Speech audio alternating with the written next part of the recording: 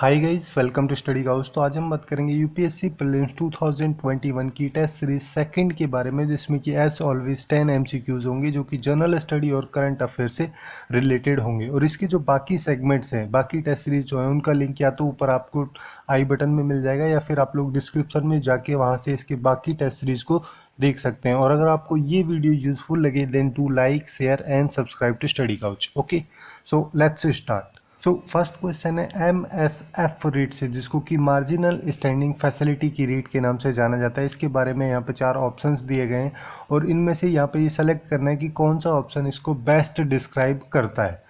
तो ये जो एमएसएफ है, जिसको कि आरबीआई के द्वारा 2011-12 में, मतलब 2011-12 में इंट्रोड्यूस किया गया था, उस टाइम पे इसका मेन मकसद ये था कि जो भी शेड्यूल्ड कमर्शियल बैंक जो होती हैं, जिनको एससीबीज के नाम से जाना जाता है, उन सब के लिए इसमें एक फैसिलिटी थी जिससे कि वो सारी जो शेड्यूल कमर्शियल बैंक है शॉर्ट टर्म पीरियड के लिए मनी बोरो कर सकती हैं। अगर उन सारी बैंक्स में जो कैश का शॉर्टेज हो जाता है या फिर लिक्विडिटी की क्रंच सिचुएशन क्रिएट होती है, तो ऐसी सिचुएशन में जो एमएसएफ है उसका यूज़ जो शेड्यूल कमर्शियल बैंक है उन सब के द्वारा किया जाता है। तो बेसिकली जो मार्जिनल स्टैंडिंग फैसिलिटी है उसका मतलब ये होता है कि ये वो रेट है जिस पे शेड्यूल्ड कमर्शियल बैंक्स जो हैं वो ओवरनाइट आरबीआई से बोरो कर सकती है मनी, ठीक है, अपनी गवर्नमेंट सिक्योरिटीज के अगेंस्ट में। तो यहाँ पे अगर हम इसका ऑप्शन देखें तो जो बी ऑप्शन है ये इसकी करेक्ट डेफिनेशन बताता है। उसके अलावा जैसे बाकी ऑप्शन, जो फर्स्ट ऑप्शन है, इसमें बोला जा रहा है कि ये वो रेट है जिस पे कि जो आरबीआई है वो कमर्शियल बैंक से मनी बोरो करता है, बट ये तो रिवर्स रेपो रेट होती है, ठीक है। तो फर्स्ट ऑप्शन जो है, अगर यहाँ पे रिवर्स रेपो रेट के बारे में पूछा जाता तो फर्स्ट ऑप्शन करेक्ट होता। वैसे ही एक जो कमर्शियल पेपर की रेट होती है, उस रेट का मतलब यहाँ पे ये होता है कि जैसे कोई भी कमर्शियल एंटिटी जो होती है, उस रेट पे जो फंड है वो किसी और दूसरे को देती है काफ़ी ज़्यादा हाई इंटरेस्ट रेट पे, काफ़ी शॉर्ट टर्म पीरियड के लिए। वो होती है कमर्शियल पेपर रेट, या फिर जिसको कमर्शियल पेपर के नाम से भी जाना जाता है। और एक होती है वेज एंड मीन्स एडवांसेस। उसमें बेसिकली होता ये है कि ये वो रेट है जिस पे आरबीआई जो है, वो जो गवर्नमेंट होती है, जैसे कि हमारे यहाँ पे गवर्नमेंट ऑफ इंडिया जो है, उसके लिए मनी को लैंड किया जाता है काफ़ी शॉर्ट पीरियड के लिए। उस रेट को वेज एंड मीन्स एडवांसेस के नाम से जाना जाता है, जो कि यहाँ पे ऑप्शन डी है। तो इस क्वेश्चन का हम करेक्ट आंसर की बात करें तो इसका जो करेक्ट आंसर है एमएसएफ के बारे में, वो हो जाएगा बी। सो नेक्स्ट क्वेश्चन है सीरिया के बारे में। यहाँ पे 5 कंट्रीज दी गई हैं, जैसे सऊदी अरेबिया है, इराक है, जॉर्डन, लेबनान और टर्की। इनमें से कौन कौन सी कंट्रीज हैं जो सीरिया के साथ में जिनका बॉर्डर लगता है। तो इस क्वेश्चन को करने से पहले हमें सीरिया की जो जोग्राफिकल लोकेशन है वो पता होनी चाहिए। जैसे कि आप लोग यहाँ पे देख सकते हैं, ये मेडिटेरेनियन सी है और इसके यहाँ पे ये है सीरिया, ठीक है।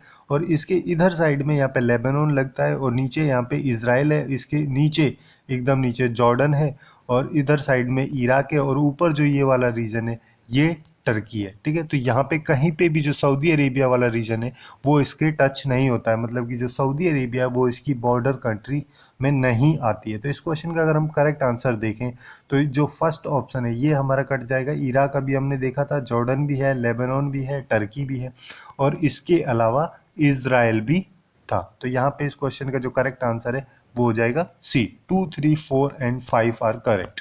सो नेक्स्ट क्वेश्चन है अथिरापल्ली का जो हाइड्रो इलेक्ट्रिक प्रोजेक्ट है उसके बारे में। यहाँ पे 2 स्टेटमेंट दिए गए, इनमें से हमें करेक्ट स्टेटमेंट देखना है। तो अभी रिसेंटली जो केरला की स्टेट गवर्नमेंट है उसके द्वारा एक एनओसी, मतलब कि नो ऑब्जेक्शन सर्टिफिकेट इशू किया गया है जो केरला की स्टेट इलेक्ट्रिसिटी बोर्ड है उसके लिए, जिससे कि जो अथिरापल्ली का हाइड्रो इलेक्ट्रिक प्रोजेक्ट है जो काफ़ी टाइम पहले प्रपोज किया गया था उसके इम्प्लीमेंटेशन को स्टार्ट किया जा सके। क्योंकि कुछ काफ़ी टाइम से बेसिकली ये जो प्रोजेक्ट था ये होल्ड पे था, क्योंकि वहाँ के जो एक्टिविस्ट हैं उनके द्वारा भी प्रोटेस्ट की जा रही थी इसके रिगार्डिंग, और वहाँ पे एक कदर ट्राइबल कम्युनिटी है उसके द्वारा भी प्रोटेस्ट की जा रही थी। और ये जो कदर ट्राइबल कम्युनिटी है जो कि बेसिकली केरला का जो त्रिशूर डिस्ट्रिक्ट है, वहाँ पे एक फॉरेस्ट रेंज है, वजाचल फॉरेस्ट रेंज। उस रेंज के पास में ही जो चालाकुड़ी रिवर है उसके पास में ये लोग, जो कदर ट्राइबल कम्युनिटी है, ये वाले लोग वहाँ पे रहते हैं और इनका जो मेन लाइवलीहुड है वो चालाकुड़ी जो रिवर है उसमें फिशिंग वगैरह करके ही निकलता है। तो अभी रिसेंटली जब ये प्रोजेक्ट प्रपोज किया गया था तो उन लोगों को लगा कि उन लोगों को जो लाइवलीहुड है वो काफ़ी ज़्यादा अफेक्ट होगा इस प्रोजेक्ट की वजह से, तो इस वजह से उनके द्वारा प्रोटेस्ट यहाँ पे की जा रही थी। अब इसके दो स्टेटमेंट जो दिए गए हैं, पहला स्टेटमेंट यहाँ पे बोल रहा है कि अथिरापल्ली का जो हाइड्रो इलेक्ट्रिक प्रोजेक्ट है जिसको कि केरला में प्रपोज किया गया है, वो बेसिकली केरला की जो चालाकुड़ी रिवर है उस पे प्रपोज किया गया है, तो ये स्टेटमेंट भी सही हो जाएगा। और सेकेंड स्टेटमेंट यहाँ पे ये दिया गया कि जो कदर ट्राइबल कम्युनिटी जो है वो चालाकुड़ी रिवर जो है उसके पास में ही, उसके आसपास का जो एरिया है वहीं पे रहती है, ये स्टेटमेंट भी सही हो जाएगा। तो यहाँ पे इसके दोनों स्टेटमेंट सही हैं, so correct answer will be C, both first and second are correct. So next question की बात करते हैं। नेक्स्ट क्वेश्चन बेसिकली यहाँ पे 73 अमेंडमेंट एक्ट के बारे में, जिसको 1992 में पास किया गया था, जिसकी हेल्प से इंडियन कॉन्स्टिट्यूशन में एक नया पार्ट 9 ऐड किया गया था और एक नया शेड्यूल जो कि 11th शेड्यूल था वो ऐड किया गया था। ये सारे जो ये 11th शेड्यूल जो था इसको ऐड करने के बाद में इस शेड्यूल में टोटल 29 फंक्शनल आइटम्स थे जो कि पंचायत से रिलेटेड थे, जो बेसिकली इंडियन कॉन्स्टिट्यूशन का एक आर्टिकल है आर्टिकल 243G, उसके बारे में बात यहाँ पे की जाती है।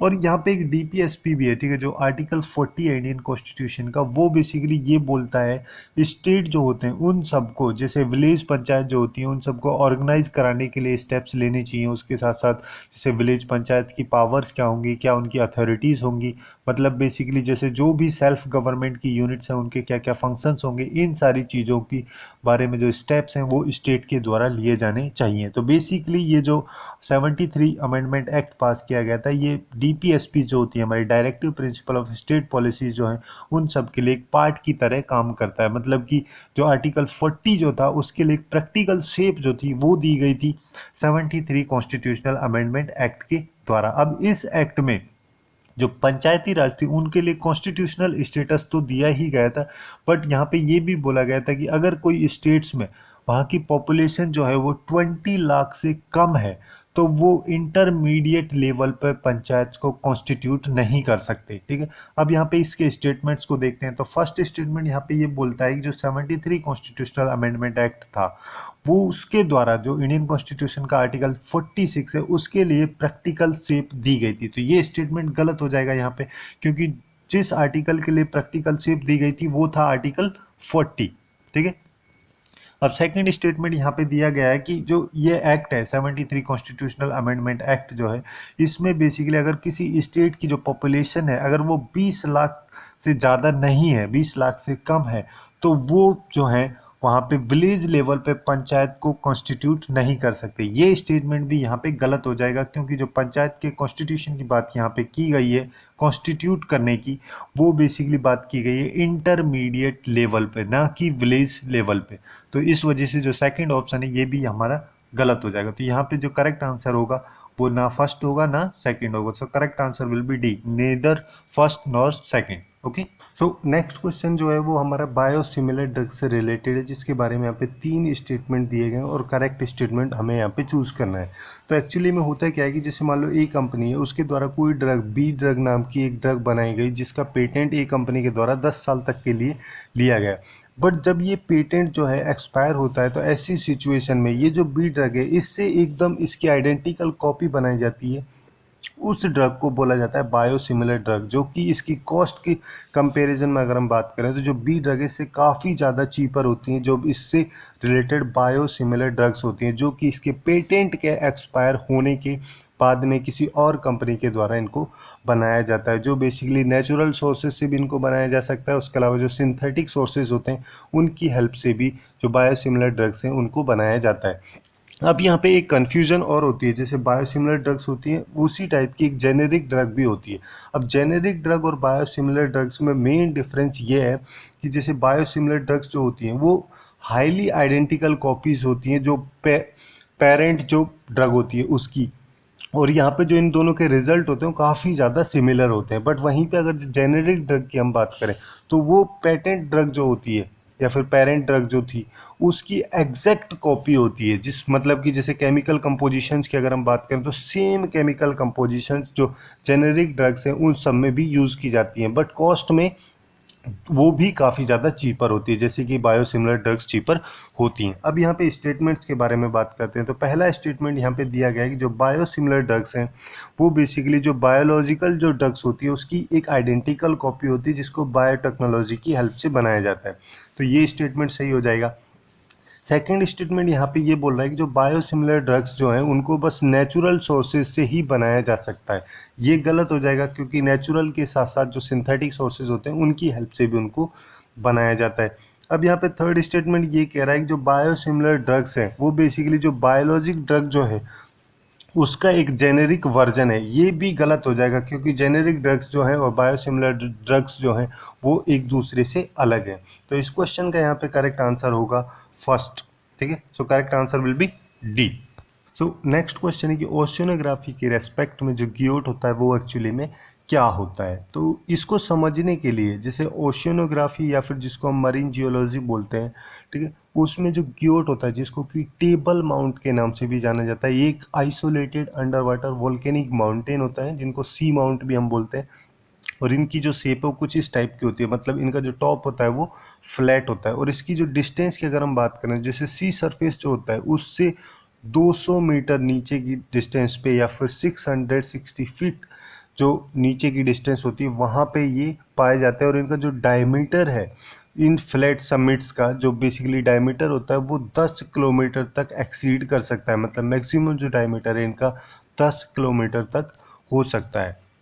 तो यहाँ पे इस क्वेश्चन का अगर हम करेक्ट आंसर देखें तो जो गियोट है वो एक्चुअली में जो सी माउंट होते हैं जिनको कि isolated under water volcanic mountain भी हम बोलते हैं, उनकी एक वैरायटी है। तो यहाँ पे इस क्वेश्चन का जो करेक्ट आंसर है वो हो जाएगा ए।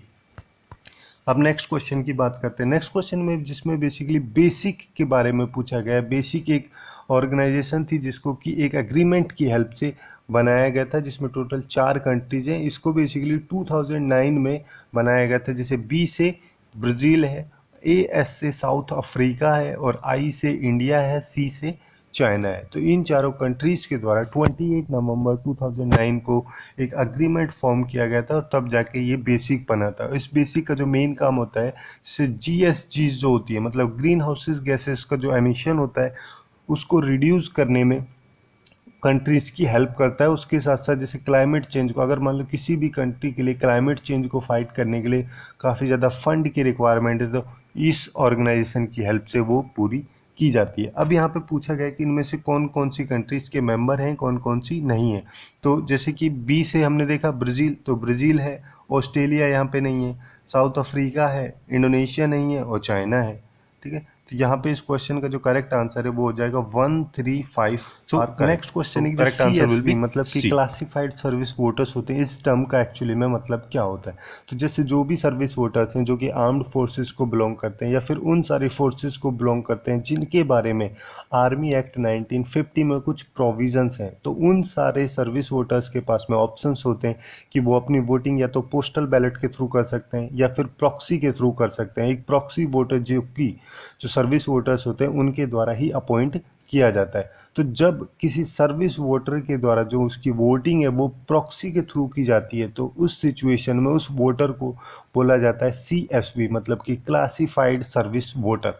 तो यहाँ पे इस क्वेश्चन का जो करेक्ट आंसर है वो हो जाएगा सी, कि एक सर्विस वोटर जिसके द्वारा जो वोटिंग जो है वो प्रॉक्सी के थ्रू की जाती है तो उसको बोला जाता है classified service voter. Okay, so next question है बराक रिवर से रिलेटेड। बराक रिवर जो कि 900 किलोमीटर लंबी एक रिवर है जो कि इंडिया के कई सारे स्टेट जैसे मणिपुर, नागालैंड, मिजोरम और असम से निकलती है, फिर उसके बाद में बांग्लादेश में जाती है और फिर लास्ट में बे ऑफ बंगाल में, बंगाल की खाड़ी में जाके गिर जाती है। और इस रिवर में एक नेविगेबल पोर्शन भी है, मतलब एक स्ट्रेच है लाखीपुर से भांगा तक के बीच का जो कि 121 किलोमीटर लंबा ये स्ट्रेच है, जिसको कि 2016 में नेशनल वाटरवे 6 डिक्लेयर किया गया था। और अभी रिसेंटली इस पे एक डैम प्रपोज किया गया जिस डैम का नाम है तिपाईमुख डैम, जो कि बेसिकली एक एम्बैकमेंट मतलब कि तटबंध बांध के रूप में काम करेगा। अब यहाँ पे इसके स्टेटमेंट के बारे में बात करें तो पहला स्टेटमेंट यहाँ पे बोलता है कि जो बराक रिवर है वो इंडिया के मणिपुर, मिजोरम और असम से फ्लो होती है। ठीक है, ओनली नहीं बोला जा रहा है, ठीक है, इन तीनों से तो होती है, इसके अलावा जो नागालैंड है वहाँ से भी ये फ्लो होती है। अब यहाँ पे सेकंड स्टेटमेंट के बारे में बात करें। सेकंड स्टेटमेंट में यहाँ पे बोला जा रहा है कि जो बराक रिवर है वो बंगाल की खाड़ी में जाके गिरती है बांग्लादेश में फ्लो होने के बाद में। तो ये स्टेटमेंट भी सही हो जाएगा, दोनों स्टेटमेंट सही हैं। अब थर्ड स्टेटमेंट यहाँ पे बोला जा रहा है कि बराक रिवर जो है उस पर अभी रिसेंटली जो तिपाईमुख डैम जो है उसको प्रपोज किया गया है, तो ये स्टेटमेंट भी सही है। तो यहाँ पे तीनों स्टेटमेंट सही है, सो correct answer will be D. So next and last question इस सेगमेंट का जो है सेबी से रिलेटेड, जिसको कि security and exchange board of India के नाम से भी जाना जाता है। यहाँ पे बेसिकली ये पूछा गया है चार ये जो एंटिटीज़ दी गई इनमें से कौन सी और कौन कौन सी एंटिटीज़ जो हैं वो सेबी के अंडर में आती हैं। तो कई सारी जो फाइनेंशियल एंटिटीज़ हैं जैसे कि आईबी जिसको कि इन्वेस्टमेंट बैंक्स बोलते हैं, कैपिटल मार्केट्स या फिर स्टॉक ब्रोकर्स जो होते हैं, या फिर रिट्स जो है जिसको कि रियल इस्टेट इन्वेस्टमेंट ट्रस्ट बोला जाता है। उसके अलावा इनविट्स जो है जिसको इंफ्रास्ट्रक्चर इन्वेस्टमेंट ट्रस्ट के नाम से जाना जाता है। स्टॉक एक्सचेंज हो गया, या फिर कमोडिटी फ्यूचर्स या फिर कमोडिटी ऑप्शंस हो गए, या फिर अल्टरनेटिव इन्वेस्टमेंट फंड्स हो गए। ये सारी जो एंटिटीज़ हैं जो बेसिकली फाइनेंशियल एंटिटीज़ हैं, ये सारी एंटिटीज सेबी या security and exchange board of India के अंडर में आती हैं। तो यहाँ पे ये चारों सही हैं, so correct answer will be D. Okay, तो यही थे कुछ इंपॉर्टेंट क्वेश्चन जो यूपीएससी प्रीलिम्स 2021 का जो सेकेंड टेस्ट सीरीज है उसके बारे में। सो आज के लिए बस इतना ही। Hopefully you guys find it useful, and if you find it useful then do like share and subscribe to study couch. Thanks for watching and have a good day.